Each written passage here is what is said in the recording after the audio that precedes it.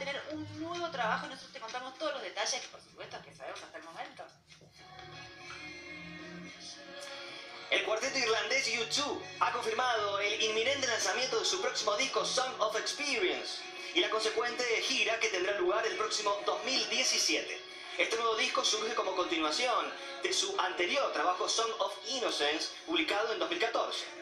Estos dos álbumes formarían una unidad en alusión al título del poemario Song of Innocence and of Experience de William Blake. El guitarrista Dave Howell, más conocido como The Edge, ha revelado que la banda trabaja con más de 50 canciones para definir lo que finalmente será este Song of Experience. Bono confesó esta semana que el material aún no está terminado, pero seguro gustará.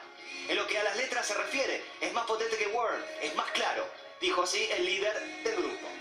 En cuanto a la gira, el cantante anunció que se desarrollaría principalmente durante el 2017, pero podrán ver algunas cosas en septiembre y octubre. Por su parte, el bajista Adam Clayton dijo que el álbum y la gira llegarán pronto en los próximos 6 meses. Así que, por supuesto, esperamos esos adelantos ansiosos para el próximo mes de septiembre y octubre. Se reestrenó la